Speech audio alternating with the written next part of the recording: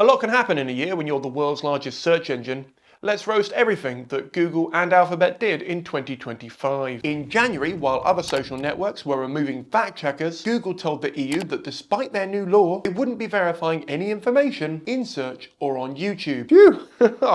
I was worried I'd have to start reading these articles. Ahead of Trump being sworn in as president, Google paid $1 million to his inauguration fund, which, to be fair, is not a bad starting bribe. Then, in no shit Sherlock news, the Democrats woke up just long enough to pen a letter accusing Meta, OpenAI, Google, and more of trying to buy favour with Trump. Oh no, a strongly worded letter. How will they ever recover from this? Then, after Biden's farewell speech, there was a spike in searches for what is an oligarchy? Other searches that spiked included, can I unvote for my president? And what the fuck do I do now? In February, Joe Biden temporarily vanished from Google's presidential search history, and they blamed it on a data error. And my eyebrow went higher than the rocks at WrestleMania. Speaking of data errors, Google then changed the Gulf of Mexico to the Gulf of America because Daddy Trump said so. People reported it as misinformation, but those reports went straight into the bin. People started to review the Gulf negatively, and then Google blocked those reviews. Sidebar, why can you review a body of water? And finally, the president of Mexico, threatened to sue. Google Calendar then removed the start of Black History Month because its holiday list wasn't sustainable. But don't worry, Talk Like a Pirate Day, National Donut Day, and International Men's Day are all still there. They also removed Pride Month, which, for a company called Alphabet, felt a little too ironic, don't you think? Simon from March here, they've now removed Women's History Month from the calendar app as well, because apparently no lives matter. Then they removed their pledge not to use AI to make weapons. Now, we're all in a cost of living crisis. Let's not judge them too early. Why are they doing that? Well, me and a hat. Other than profit, they really want to, it's just money. They were quoted in a shareholder meeting as saying, if the graph is going to keep going up, the bombs have got to come down. And finally, Google offered employees cash to quit if they aren't deeply committed. And why wouldn't you be deeply committed to creating AI weapons, pushing false information, and hiding historical facts? In March, the Department of Justice said Google must sell its Chrome browser or make their search results more favourable to Trump. Okay, I made that up, but it does sound like the sort of thing that Donald would be thinking. Google replied that forcing a Chrome sale would harm national security. I think you'll find you'd stand a better chance if you said it would harm Russia's national security with this administration. Trump pushed back harder for Google to get rid of Chrome. I'm guessing X wants to launch a browser? Next, the former president of Alphabet, Sergey Brin, said 60-hour office weeks are key to Google's AI push. You work yourself into the grave for a project that will replace you? Checks out. And why wouldn't you want to work hard for all that ethical code? Oh, wait. Google then scrapped mentions of diversity and equality from the Responsible AI team's webpage. I'll just leave that here. And finally, Google purchased cloud security company Wiz for $32 billion. When asked for comment, the CEO said, gee whiz. Google Wiz? I'm tired. In April, to kick off the month, the Silicon Six, that's Amazon, Meta, Alphabet, Netflix, Apple, and Microsoft, were accused of avoiding almost $278 billion in US taxes over the last 10 years. I love how Google won't pay billions in taxes, but an ad blocker is a step too far for them. Then we learned Google is paying some AI staff to do nothing. They don't take work with rival companies. And how would someone go about getting one of these non-jobs in AI?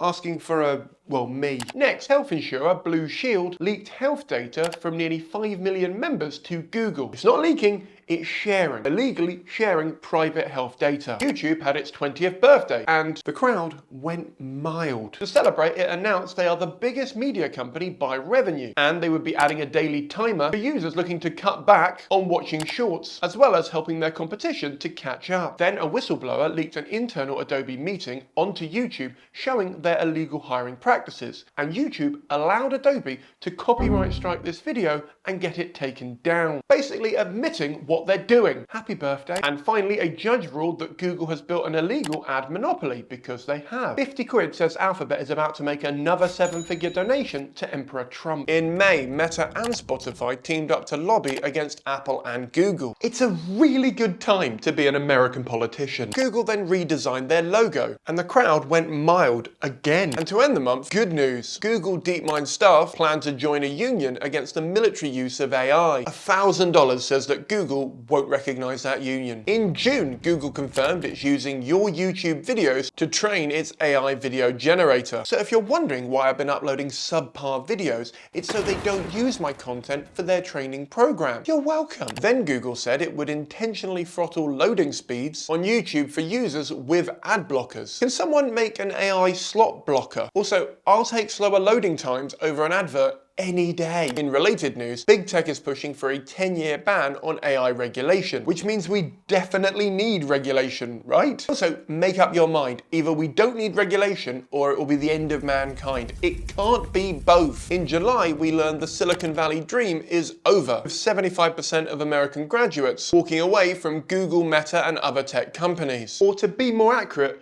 big tech is moving away from graduates and towards AI. Speaking of, ChatGPT users were shocked to learn their chats were being indexed in Google's search results. But on the plus side, we now know for sure Trump doesn't know what a tariff is. In their defense, and after significant backlash, ChatGPT removed the option to have private chats indexed by Google, which, you know, is nice of them. Google's AI Gemini deleted a user's code and gave the error message, "I have failed you completely and catastrophically," which means that their AI in one sentence has taken more accountability than the rest of Google's entire company history. Next, Google announced it wants you to like this video and subscribe to the channel. In an official statement, they said you've made it this far into the video and he's clearly not taking any sponsorship money, so it's pretty much the least you can do to support this small creator, you buttholes. Oh, he's also got a Patreon link below, but he really doesn't like doing the hard sell on that. Next, Google admitted it failed to warn 10 million people about an earthquake in Turkey. Still no apology though, which begs the question, why is the Turkish government relying on an American company to alert its citizens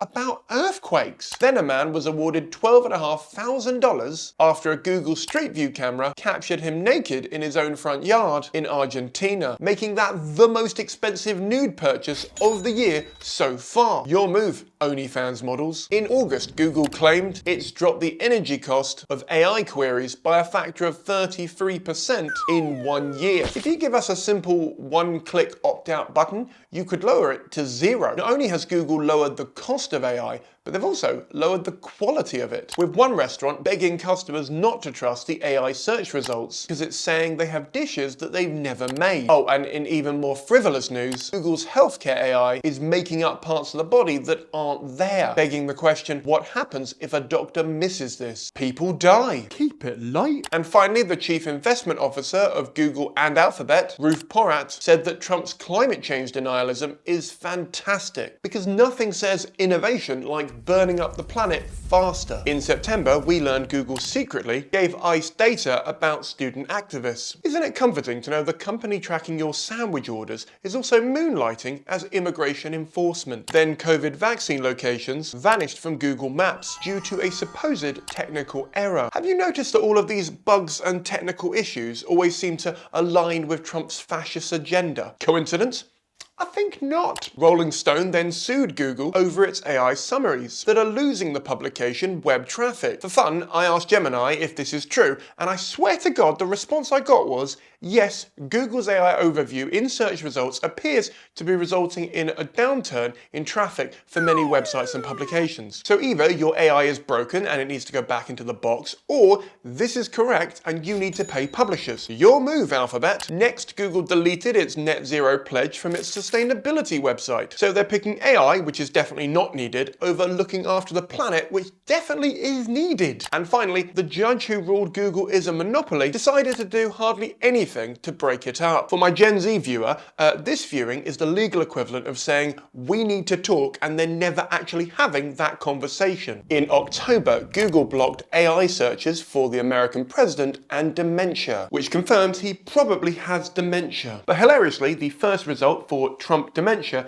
is a link to that article. And in unrelated news, companies donating towards Trump's ballroom include Google, Apple, and Palantir. At what point do we get to eat cake? YouTube then settled a lawsuit with the White House after they suspended American government accounts following the Capitol riots. But Trump isn't actually keeping any of that money. Instead, he's investing that $24.5 million into his ballroom, which is Nice of him. Google then labelled ICE agents a vulnerable group in order to remove the ICE spotting app Red Dot. Maybe I'm too European for this, but when did the vulnerable groups get the body armour, all the guns, and the ability to act above the law? And finally, Google added limits to its work from anywhere policy that began during COVID. Spoiler, you can no longer work from home. In November, to kick off the month, we learned that Google's $17.9 billion tax break is enough to pay for 7 million Americans' SNAP benefits. To be fair, those 7 million people can't make an AI bot that draws unicorns shitting rainbows straight into Donnie's mouth, so they don't really deserve the money. Google is going to use that money to build 3 new data centers in Texas, because Texas famously has an oversupply of water. Then Sundar Pichai said the quiet part loudly after he pointed out the job of a CEO is one of the easier things AI could do in the future, because, fun fact,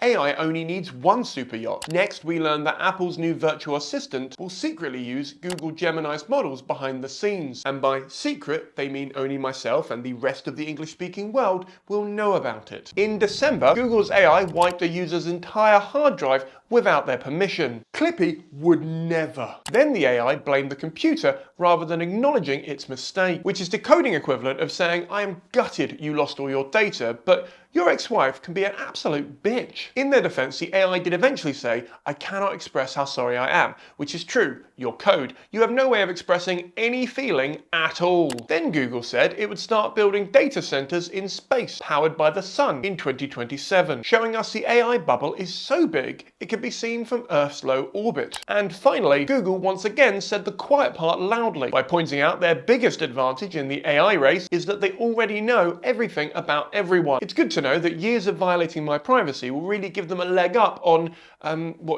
violating my privacy in the future? Thank you so much for watching. If you want to learn everything toxic that Facebook and Amazon did in 2025, there are links to those videos on the screen or in the box below. And if they're not linked in either of those places, they're not out yet. So why not subscribe and you'll be the first to know when they go live. Thank you so much for all your support this year. It genuinely means the world. I'll see you all in 2026. Godspeed.